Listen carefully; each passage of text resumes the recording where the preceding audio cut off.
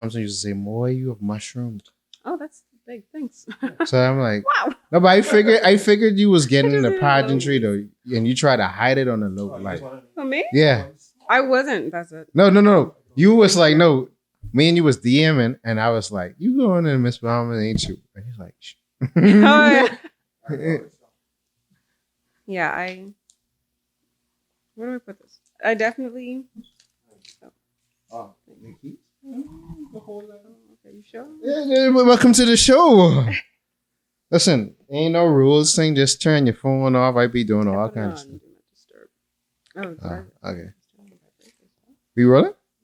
Yeah. Because I'm an island boy and I gotta do my thing because I am an island boy. She looking at me so weird, but normally we have cold openings. So we're getting Alea adjusted to podcasting life where there aren't no rules. And I know certain people out there don't like the podcast setup, but podcasting is podcasting. I know if you still watching, and I know you know who I talk to, but we can just leave it there. But welcome to Erryting Kool. We just do that for the little cut. Yeah, we don't want to do anything to scare your children. That's the last thing we want to do. We don't want to scare anybody. The tourists come over to chill on the beach, but they don't come over the hill where we sleep. We got nightmares and they got fantasies. No sanity, it's just insanity. My mommy hoping nothing happens to me.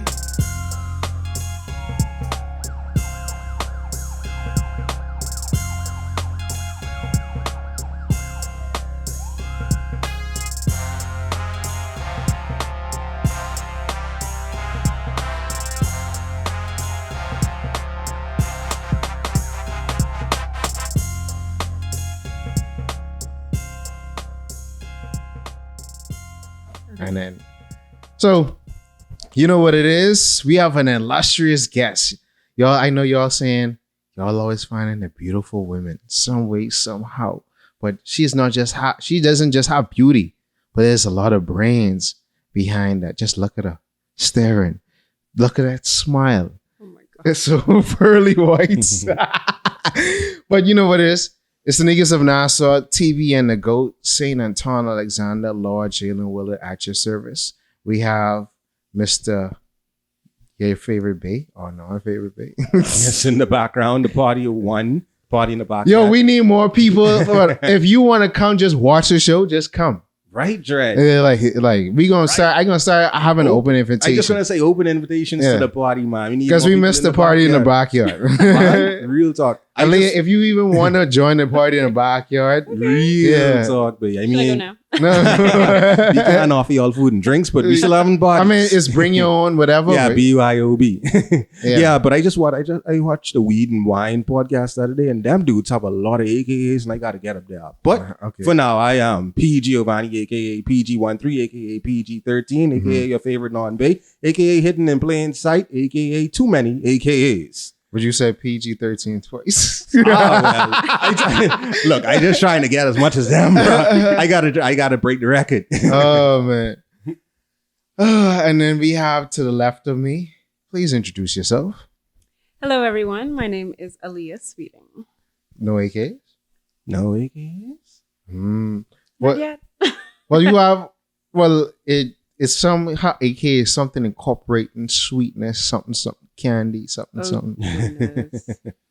Oh, no, They call me Sweets for short. Okay, I said AKA sweets. AK sweets. All right. So on every show, sweets, we have a segment called the Bayman Word Phrase or Saying of the Day. Okay. And we give that honor to our guests all the time. So the pleasure is all yours. Mine. Yeah. Okay. The word of the day. Uh-huh. Wow. The Bahamian word of the day. Bahamian word of the day. Yeah. Okay. Into the mic. Testing 1, 2. Okay, the Bahamian word of the day is Well, mother's sick. Oh, well, what is it? Actually, we gonna cut her scene. Yeah, you got a sound bite now. No, the scene from the skit. That's right. Hey. Well, mother's sick. Well, Luigi, it seems like I have a lot of work to do with your brother. Yeah. That's where I took it from. But even though we have one mother sick, well, I'm gonna let it pass because I got a whole show called "When Mother Sick" insert there. What did you say? Well, mother's sick dread. What? Well, mother's sick dread. 2 sound bites now. So, when mother sick, tell the people what when mother sick means from your standpoint.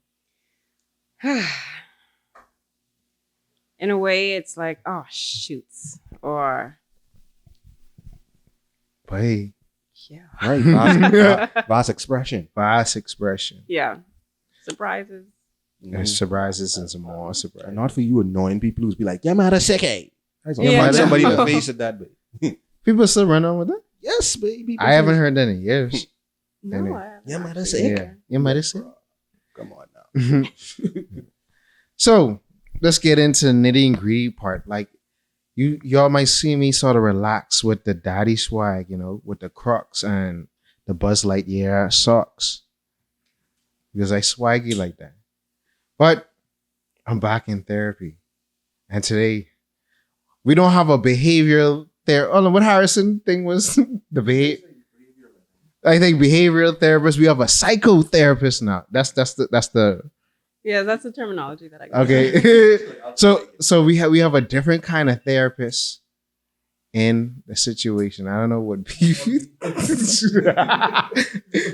So Alea, tell us what is your profession and why you chose to go into this field. Because I never by the way, we went to high school together Mhm. and we've known each other from afar for a long time. I would say, put it Yeah. like that. Yeah. So I wouldn't picture you being like, oh, I'm a therapist, but then I don't know. I don't even know what I think. What would you picture me as? I gotta think. Probably like a soft, gentle, like librarian or something like that, or something more. Librarian. Well, I guess therapy and psychology is more in the humanitarians. Mhm. So I mean, I guess it's along the lines because it sort of matches your aura and nature. You're a very inquisitive person. Yeah. So but on to you. So what make you choose to be a therapist Oh. or a psychologist or psychiatrist, whatever the 3 of those, and specifically your path? Okay. So I was let's start from high school. We had to do our CAS hours at St. Andrews and trying to figure out what I'm gonna do. Went ahead and went to the Seahorse Institution and I actually loved it there. They dealt with a lot of kids that have different cognitive disabilities, specifically autism. And so I fell in love with that and I said, this is something that I would love to get into further on in my career, or when I have one at least. Then I went to college, studied psychology, and then I had a class. It was called counseling. And, at first I was like, I don't know if this is for me. Of course, it pushed and challenged me, and I actually really liked that. And so I went ahead and spoke to one of my advisors about it. And then they said that it would be a good path for me. I should just go ahead and check it out. Went ahead, did that, graduated, went into clinical mental health, as well as special education. So now you have your master's. Yes.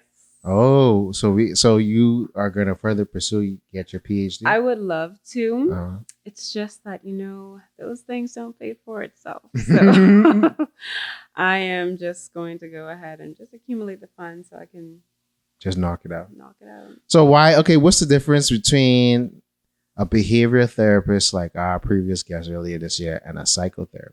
Well, there's not that much difference except the specificity. Y'all know what I mean. Specificity? Specificity of it. Okay. And so, they deal with, they're strictly with the, the behaviors, the patterns, all that stuff. I mean, we deal with that as well, but we pretty much dabble into different things. There's not much of a difference. Okay. And yeah. Because that's the interesting part was when we reconnected after so many years was when we did the mental health interview with Travis. And this year I really wanted to be a little bit more intentional with all the episodes that we was going to make, especially when it was geared towards, I guess, this year is like return of Mac. Like I want to do a lot of like male empowerment type stuff and just going through the process of self-work and just, someone reflecting what I going through personally or the journey that I've taken in the past. But, and then also what I just see in society. So like, we recently had like Suicide Awareness Month. We had Men's Mental Health Awareness Month. What do you think when it comes to having these different campaigns and how now, and we live in a world where people are taking mental health a little bit more seriously? Well, I'm ecstatic that we are taking it a bit more seriously because, like I say, the mental health is just as important as the physical health. The mind, it's that interrelational connection. So what affects the body affects the mind and vice versa. In terms of the Bahamas, there's definitely still a stigma with it. And so breaking that would be an amazing thing. I know we're on that journey of getting there, but it's still a bit slow. And that goes into so many different things. People are like, well, why do you need a counselor? Why seek professional help when you can talk to your pastor, you can talk to your friends, your family, different people? And it's like, well, first of all, what exactly is counseling? Yeah, let's break that down because oftentimes people do go to religious organizations for help, but they're not trained people. So break down what is counseling. Why do you need counseling? Okay, so back to what I was saying with, separating counseling versus going to like a family friend or pastor or whoever. I would say that counseling, it's a healing process. It's a whole process. There's a science behind it. You're looking at going from point A to point B. There's different objectives and goals, and there's a treatment plan that you abide by. And so you have all of these things versus, just venting to someone who maybe give you some advice or tell you, you're going through a phase, it'll be okay. Different things of that nature, not really, I guess, honoring those emotions and remembering that, it's coming from somewhere and you need to get to the root of the problem as opposed to just slapping a Band-Aid over it. Yeah, sure. And somebody who just might talk your business, right? As well as that, confidentiality is an important key. It is, definitely. And I think a lot of people are afraid of that. They don't realize that, we do have to keep things confidential. Yeah, because I think oftentimes what happens is people are dismissive of people's different individuals, like personal traumas, and it might not be because, and I had to really check a lot of my friends about this lately. Like you can't compare traumas because like people get into this thing of, oh, I've been through that. Well, why are you tripping over that? Or you ain't had it rough than me. I'm like, why are you comparing what you went through to what I going through? I live in a whole different, and I taking it in a whole different way. Like, speak to that. Yeah. It's sometimes we would look at it as being insensitive, but I think a lot of times too, they're not educated on these things that happen. Like we're living in a cycle. People use this as like, oh, you're going through a phase or you need to toughen up, right? Yeah, it's the toughen up. The toughen up. And that is so annoying to me because there's so much to talk about. No, but go into it. Go for gold. Looking at first of all, let's start here. First of all, there's no needing to toughen up. Okay, everyone has their own battles that they go through. People go through things different ways. You don't know what other people have been through, their backgrounds, all of that good stuff. You need to honor your emotions. The healing process, it's a journey. It's not fast all the time. It can be slow. But in that, you need to be your most authentic self. You need to be true to what you're trying to establish. And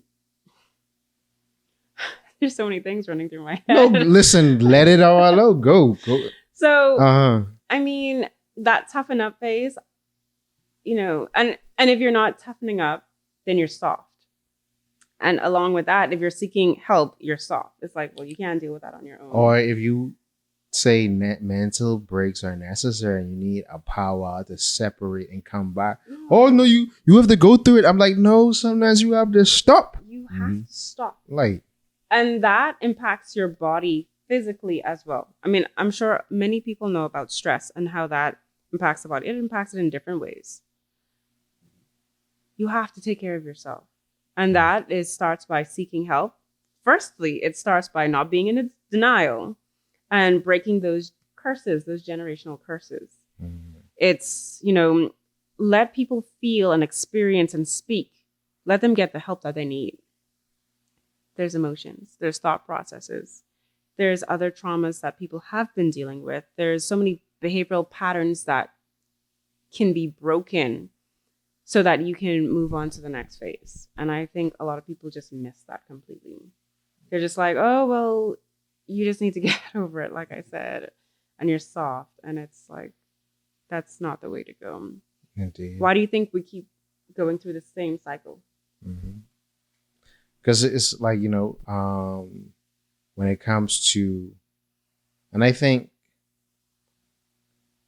that's what a lot of people suffer. Well, they suffered from it until the day they died. They never addressed. Like, you see people in their 60s, 70s, and 80s still dealing with childhood trauma. And they never really address it. And people always trying to figure out, like, why they act this way towards people and cause all this mayhem to this and have all this destructive behavior. But they just, oh, that's just them. Or whatever, but not really addressing the issue. Right. So, and then I think a lot of times, especially with the recent events in our society, when it comes to, well, not only because we just had Suicide Awareness Month and as well as Mental Health Month, a lot of the children and women violence is linked to that. It's linked to a lot of men self-medicating through the drugs and things like that. And not really, I guess, even if they have moments to where they feel like they need help, is always dismissed because you have to be a man about it, or you have to be responsible, or it's like this. But it's like, you know, two things can exist. Yes. I could go get mental health and still handle my responsibilities, not because I need a mental break. I just need to take away certain things from my life so I can be at ease and then find balance, but I can still keep hers. It don't mean I'm shutting down. It's just that I'm taking a step back. Exactly. And like you said, prioritizing yourself, knowing what you need, knowing what your body needs. And a lot of times, I say this to people, a lot of times the day gets so much from us, but we don't get what we need from the day. Speak to that, sister. Let's go. So, like I say, you know, we're in this society where everything is go, go, go, go, go. Yeah. Everyone's comparing themselves to everybody, but listen, that is not going to get you anywhere. And I've seen this this little meme that's been going around. It's saying that no one gets the award for the best or most overworked person or something along those lines. And I think people, they take so much pride in that they're always busy all the time, which is good. Being busy is good, but there's a limit to it, you know? Like I said, you need that rest. You need that mental rest. You need that physical rest. Spiritual rest. You need all of it. So taking time from the day, taking those little breaks. And it doesn't have to be like, oh, you have to take a whole 2-3 hours. Do little intervals if you have to. You know, 10 minutes here, 10 minutes there, where you just breathe. You regroup to see how you're doing. You're self-regulating yourself, you know, making sure you're not overworked, making sure you're getting it together, because I think that helps a lot with stress too. And not, just being overworked. Yeah, because I think everybody has a breaking point, because even if you're overworking and you're feeling gratified by the experience or you're overworking, being demeaned by the experience. At some point, you have a breaking point. Yeah. And me personally, like I had to take a break from like just creating like a couple of months ago, like, because I was just telling PG walking into here, it's like, and I was telling like a couple of my friends over the last couple of weeks, like, just you get into an age and you have to start having an existential crisis. Yes. And it's like, you start reviewing, you start looking thing. And I feel like it's hard for me sometimes because when you're so self-aware, it's like you start getting into your head a little bit and start psychoanalyzing everything. But then I always try to find a solution or find, okay, why is this making me feel like this, and getting to the bottom of it. And then it's like, and then it's like, okay, let me start addressing this. Right. So, like I remember last weekend, like certain series of events, but I just realized, I was like, bro, well, over the last weeks, I just was like, bro, everybody fake. Okay. Everybody fake. No, for real. Everybody is fake. Okay. You know why I say that? We just putting on for people. We ain't really saying who we truly are. I'm fake. I say to people like, why you say that? Because it's like, bro, like, yeah, I might feel confident, but I'm scared a lot of times. Yeah. Or whatever. I just try to fight through the fear and just do what I gotta do. And I'm just honest to say that. But everybody ain't honest. No. Or whatever. When you sleep, when I always tell people, yeah, you try to show me this, but I know the real you comes when you lay down at night. And yeah, you might be in bed with somebody else, but you feel so alone before you close them eyes. That's when the real you come out. So I'm like, everybody fake. You might as well. And then 2, ain't nobody gonna remember you when you die. Like, think about it. You might have kids, right? Oh, I remember when mommy was alive. No, for real. Like, say for instance, right? You are friends. Okay. You pass away. Yeah, they may remember you, but they gonna die. Of course. So who will remember you after they go? Okay. When you have kids or whoever, I know people, their parent died a few years ago. Some people take it out on others, but they be like, da-da-da-da. Man, when mommy was here, they become a distant memory over time. So my point with that is, you might as well live. Oh, absolutely. Yeah. I definitely. Now I see where you stay. Yeah. Because it's like, bro, ain't nobody, if no one's going to, we only here for a short time. Yeah. Even if we're here for, let's say you live to 100, right? Okay.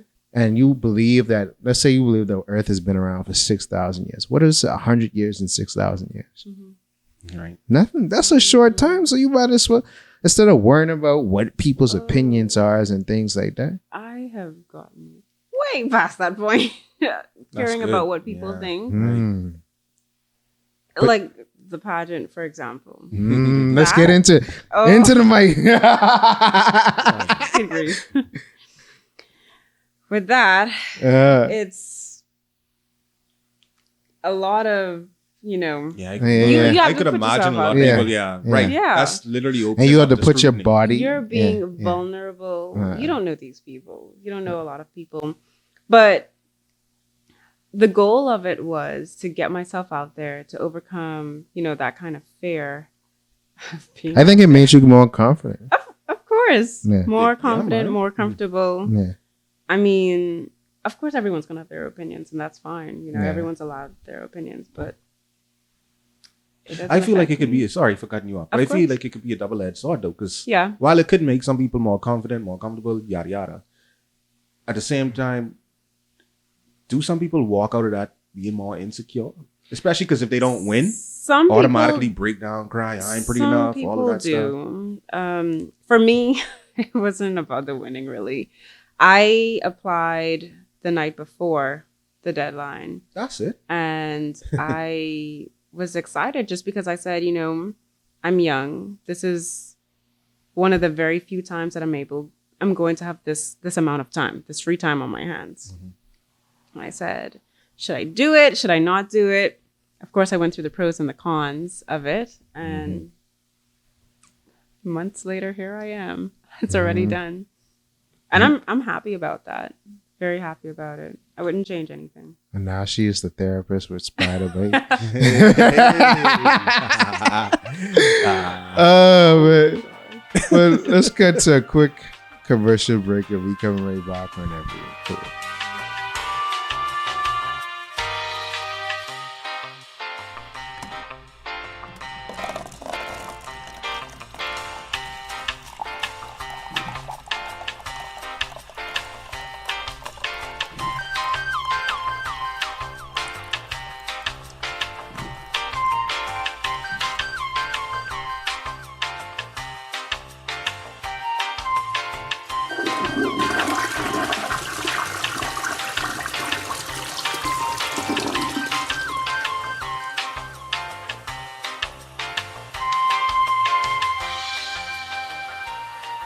We can't have too much.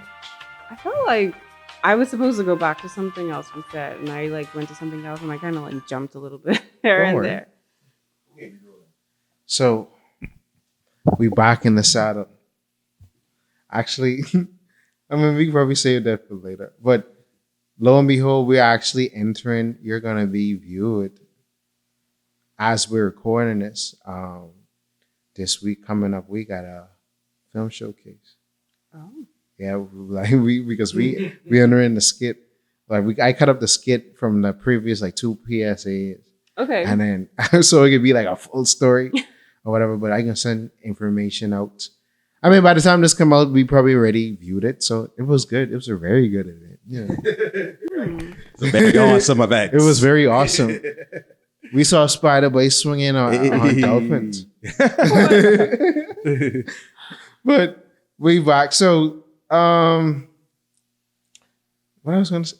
So the pageantry and just doing something for the first time and just breaking out that box per se. Like I think sometimes we just got to get out of our comfort zone. That's what it is. Getting out there, putting yourself out there. Oh, that came from not really caring what people say about, but someone's going to have an opinion about something. And gosh, we as Bahamians, we are not easy. No, that's why I don't care. Like I had a conversation recently too, where I have a friend who was telling me, "Oh, you shouldn't put you cosplay into your forefront of your brand." I'm like, bro, that's a part of it, or whatever. Like, if you know me, you know I'm not a monolith. And besides, it's your brand. Yeah, I mean, like like your opinion respected, but why? Where you get off telling me that? Yeah, so I'm like, yeah, okay, you have this opinion, but it's like, bro, I can't cut off one part of myself. This is all me. This is what you get. And I am apologetic, right, about it. Like, so, and like from 14, I never cared what anybody thought or whatever, because I'm like very true to me. And that's what made me me. That's what made me attractive as a person or whatever. Because it's like, yeah, you might say this is this or this is what. I live in life. Back to when I die, if you haven't done anything significant with your life to where they can write a book about you or make a stone statue, ain't nobody about to remember you, so you might as well live. See, they saying live life. Yeah, see. But she just laughing. But let's get to just changing directions, because I remember you did a video on, I think, Facebook and Instagram, like candles for people that had transition. And the whole suicide awareness thing is something that rings home for me. Is a few years ago, I had a friend who took their life, and I always think about him because he was the inspiration for why I did all of this. Because I remember like having some of my last conversations was, like Chop, shout out Ed, Chop, dog, like don't worry about going back home. Like, yeah, you want to be in the US and be in a market, but you have a market. You have the Caribbean. Why you don't just apply this? And he telling me, giving me different advice, and that's the similar advice that I've used over since returning back home. And it's like, and even seeing just the tea leaves and the little things that led up to it, I saw similarities and certain patterns with myself or whatever. And, it was like, yeah, people can't, and I think living in a society where people don't take mental health seriously, and me understanding and being through those different experiences, whether it be personal or seeing it happen with other people, it's like very like, we have to bring awareness. If people feeling this way, there's a reason why they're feeling this way. That's why I always push people to go get therapy. Because I don't care, like we said earlier in the year, what we had talked about earlier on the last therapy podcast. If your dog died and you down about that, don't disregard it. No, so feel it, go through it, go through those emotions. So what's your thought? Like, there's just on that spectrum, and how would you advise someone who having those kind of thoughts? Oh, for suicidal. So, firstly, this is another thing that you got to break down. So, firstly, Mine, go ahead. You see, we breaking down. We break every chain, break every chain, break every chain. Oh my gosh! All right. So, wow. Suicide is definitely something that's serious. It's something that's going on in this country. It's going on everywhere, really. Mm-hmm. I think that we downplay it quite a bit. People say, oh, that was silly, or, oh, couldn't have been that bad. Well, you don't know what people are going through. Right. Mm-hmm. And that was probably a breaking point for them. That probably was their out. They saw it as an out. You don't know what was going through their head. We need to have more compassion for people, honestly and truly. More love. We have so much animosity here in the Bahamas. There's so much aggression. Why do you think that is? Going back to those cycles of being brought up, how our parents, a lot of parents have tried the best that they could. And, they learned from their parents or, their environment. There are so many other factors that could have caused, that could have intervened. But it's just that cycle of it. And, we're all, I guess, trying to figure it out. But back to the suicide. See, you're taking me off track. Back to the suicide. We need to first be able to identify what's going on with people, Like I said, counseling is not just for if someone's down and out. It's also for celebration. It's also for just, checking in with someone, just, like I said, going through those emotions. It's almost kind of like, it's kind of scrambled hair and you're trying to figure out what to do with it, where to place everything. And so it's pretty much just straightening it out, getting more clarity. With suicide, people feel like they're locked and they're trapped and their way out is by death. But it doesn't always have to be that way. And if you know that someone makes certain little comments here and there, I would definitely, in a very compassionate way, kind of nudge them in the way of therapy. Definitely alert someone about it, just because you don't want that on your conscience, for sure. Mm-hmm. I know someone who went through something like that, and it was pretty sad. It wasn't a client, but it was someone I personally knew. Mm-hmm. And it was her kid, and she knew that there was an attempt, and she just took her kid home, as opposed to sending him to the hospital or anything. And she was devastated that she felt like she could have done more. She could have done this, she could have done that. So learning from that mistake, don't dismiss the signs. If you see someone is struggling, they're down and out, they're not as they used to be. Not saying that they're going to commit suicide, but looking at those pointers, be intentional about hearing them out and just giving them some of your time. Or if you can't offer that time, kind of refer them to someone. So I think that's the first step in terms of preventative measures, just kind of like being hyper aware, like that nosy neighbor, right? That kind of thing. Yeah, that's definitely a good point. Like just to be there, right? Being there for people, because I don't know statistics and stuff like that, but I feel like, in today's world, like you say, like with all the stress that we going through, it's good to have somebody there. Even if sometimes you like to be to yourself or whatever, sometimes it's always good to have those little breaks where you be like interacting with other people. Hey, how's it going? Check in. When people checking in, it's like, all right, then I appreciated the company, and you get to, relax and take your mind somewhere else instead of just being alone in your own thoughts a lot too. Just like Justin say too, some people would be alone in their own thoughts in the middle of the night and they can't take it. And then once all that stuff pile up, they super stressed. So that's a very good point. The first line of defense, honestly, is let's just be our brothers and sisters keepers for real. We have to be checking in a whole lot more often, And then, like you say, once you ain't checking in, and as soon as it happened, unfortunately, if it goes to that point, everybody starts to think, I wish I was there a lot more. I wish I could have seen the signs, So for people too, like, that's another thing I realized over the last couple of months too. Bro, don't say nothing after I gone, bro.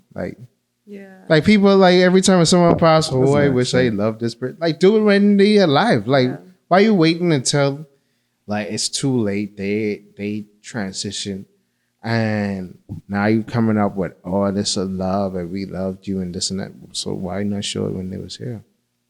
It's true. Sometimes it's a weird situation though, because I mean, some people it seems like everything always okay with some people. Sometimes when it happens like that, you might not even be able to pick up on the sign, and then if something like that happens, you'd be like, I didn't think nothing was wrong. Why I didn't see anything so that could be another form of remorse too.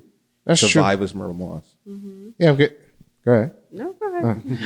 Because I always just be like, maybe it's because I know how to read people, and I always could tell when something off with people that you sit in front of me, and I'd be like, I know you be stressed. You look small, like certain physical signs. Okay, you've been like this. You've been a little bit reserved. You've been a bit standoffish.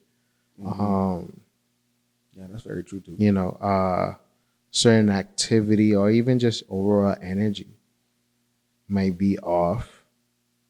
Just certain different things, or you overly self-medicating, you always drunk and high.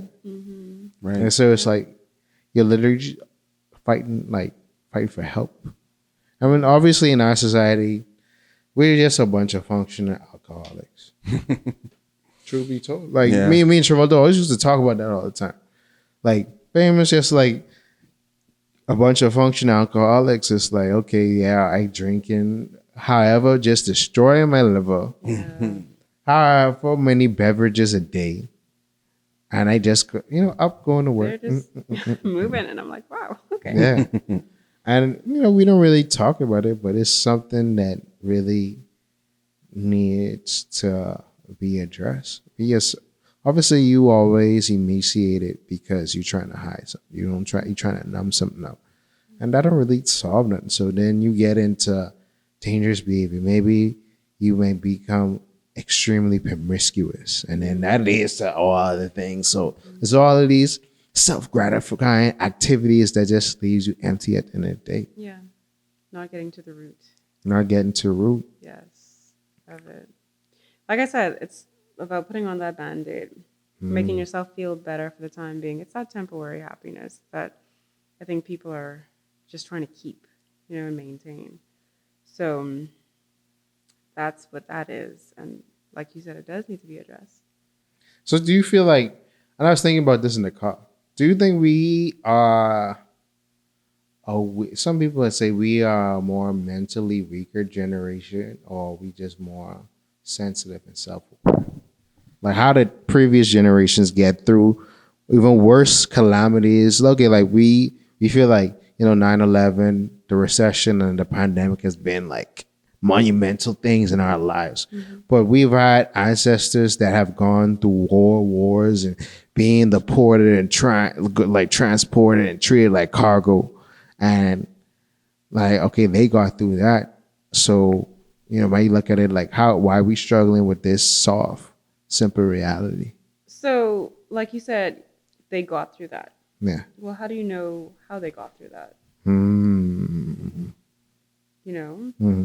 It looks like we're getting by. I just gonna say we getting through it. It looks like and it's almost like by. we can't even like you say, you can't compare traumas. It's almost like those two different traumas for real too. Yeah. That's a lot on all two of our plates. We're going through pandemic and this and that, Hurricane Dorian. Yeah. Man. There's so many things. You know, I mean, how do you know how the previous generations went through these things? Because, I mean, a lot of people say that we're pretty much doing the same thing. I think so. I mean, to play devil's advocate, though, I can be there talking to my grandchildren, God spares our life, knock on wood. I can be like, we going through a lot, though. I can be like, babe, we going through a lot. Like, I know they going through a lot, but we going through a lot. Yeah, but it's like, you know, because when I mean, I think when people feel like it's too much, they always feel like, okay, well, everything about to come to some form of finality. Like, yo, the last days. Yeah. But then it's like the last day has been the last day has been the last day from the first day. Serious thing.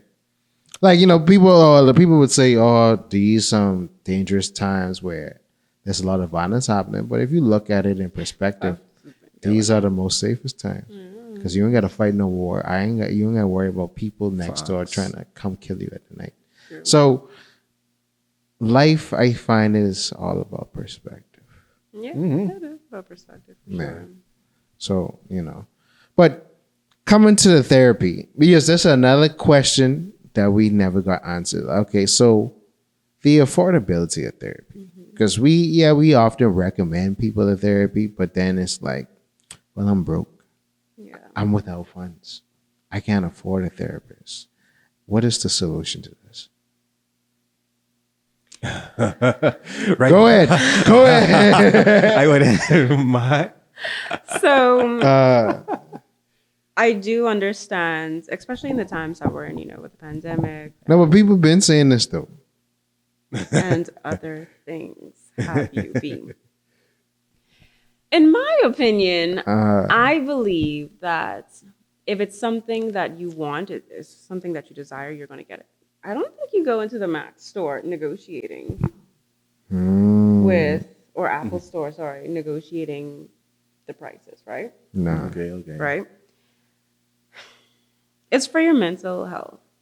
People say, well, you know, some people don't even go to the doctor. So, you know, that's their take. They're like, well, I don't go to the doctor. Why should I go get a therapist? I could just talk about it. That's where investing in yourself comes into play. Mama's cooking all over this.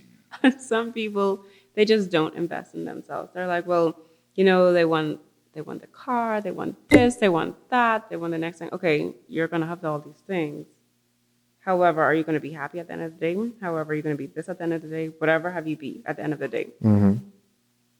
As well as those are materialistic things. Those things, someone can, God forbid, someone can come and take your car right now.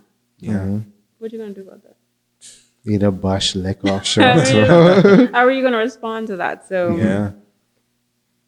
I mean, maybe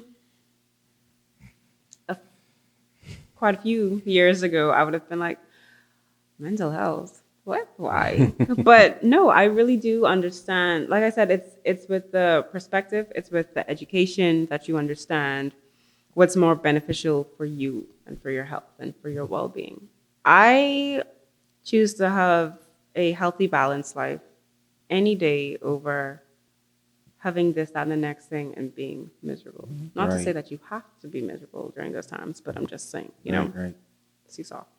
The affordability of it, you would have to search around for, and, you know, ask around.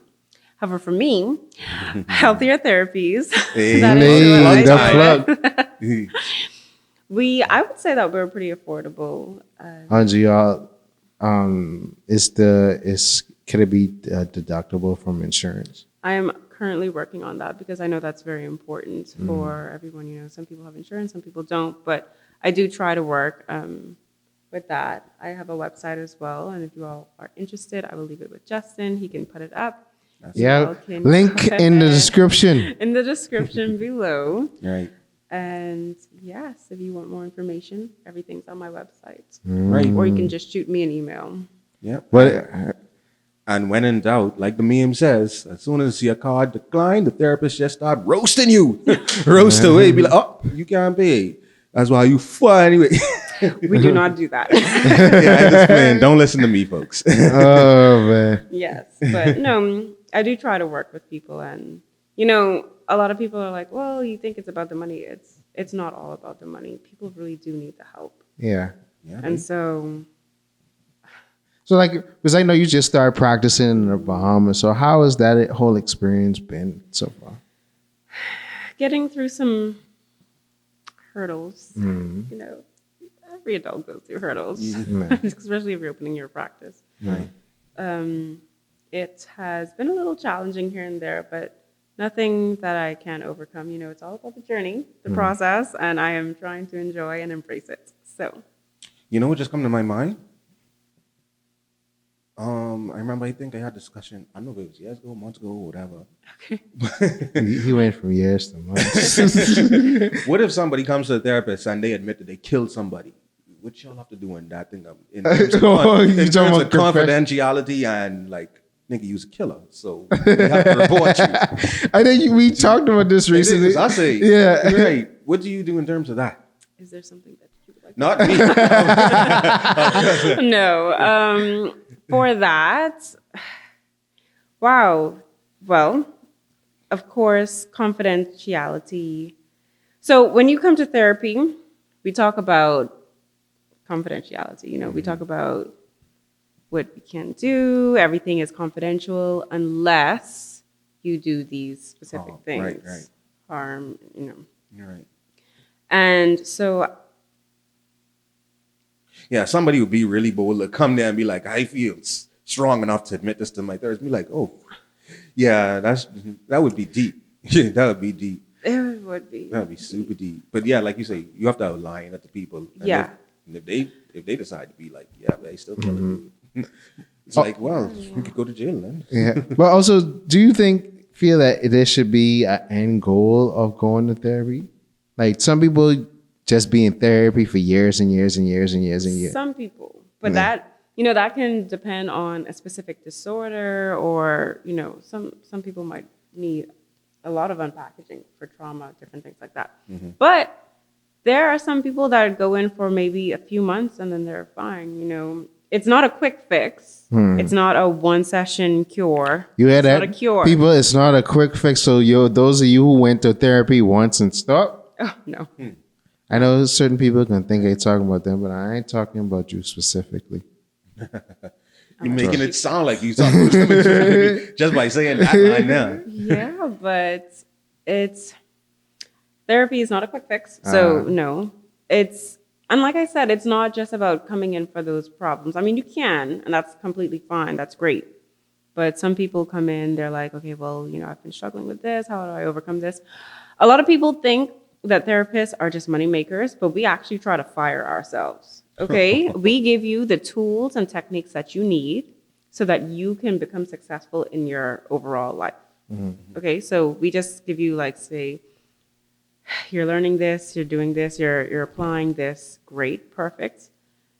Look at you, you're growing, you're flying. I'm flying out the nest, And you're able to deal with certain situations with that, and you can always come back. So, right? Yeah. I mean, like, you'd love to go there to me, like, man, I got too much money. Like, what are you supposed to? Because, like, I know, I know Charlemagne, the radio personality. Yeah. He always in therapy. He been in therapy for the last 5 years, and it's like, I think that's good though. It's good, but I think at a certain time, it's like, do you just treat this as a crutch or make it a part of your routine, or maybe it's like having a gym membership or having a trainer. Yeah. Right. I feel like that aspect. Right. Yeah. I feel in that aspect, it's like that for real. Yeah. And I would actually. I think once I get my bank back up, I can just go to therapy and like stay with it. Because it's good to always have that actual confidential party there. Once we ain't doing something open the line, to just be like, yeah, man, let me just sit down on my little 1 or 2 hours a week. It's a good, regulation. Yeah. And like I said, it depends on your treatment plan, because it doesn't have to be once a week or a few times a week. Depending on that treatment plan, you can come in like once every few weeks or so. So it's not like, okay, every week you got to come in, bring this money. No, that's not it. It's not it at all. So it was a time I was, I did some therapy like a couple of years ago, And my therapist suggested, like, when I feel in bad moods, I should eat my favorite food. What do you think about that advice? Coping mechanism. No, but that I really literally blame her for me having a sweet tooth. Because, like, around that time, it was like, oh, okay. Indulge in your insecurity. Yeah. like every time when I was telling a couple friends says, like, every time when I feel in a bad mood, I always go find something sugary to eat. Like cookies, especially cookies. Anybody who know me, they know I love like Subway cookies and like those things like that. Sweets. I haven't eaten yet. That's a belly growls. No, I'm trying to kill this sweet tooth. Yeah. I'm like, I have to like consciously stop. So, what do you think about advice like that? That sounds like some advice you took too. Advice? No. We therapists do not give advice, okay? That's the first thing. Second So y'all don't give advice? we do not give advice. Okay, so what y'all do? We help guide you. Okay, We so don't you give advice. guidance. We give more so guidance, yes. Yeah, because let me interject right there, right quick too. Like when I was doing therapy too, back in college, or whatever. One thing I always used to hate after I finished my session. So what you about to do now? He'd be like, "Mother sick dread." Like, Hold on, who said that? my therapist. He like, so what you about to do now? I'm like, could you suggest something? Like she just was seeing where I was headed out to, you know, in terms of we talked about all this now, where your head's at, right? Okay. So that's why she's asking what I about to do now. Like, where you taking this information from? I'm like, man, hey, I thought I come here to like let you help me to suggest something for me to do, right?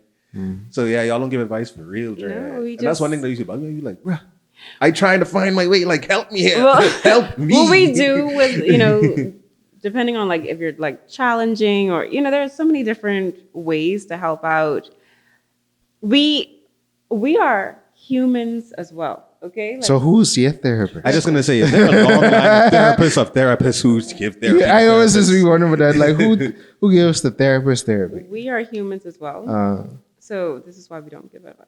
Just because, you know, Yeah. you're not going to blame me. Right. It's just gonna be like, for- I'm just saying, in my opinion. So, you know, just helping guide you. You know the answers. We're helping you pull it out.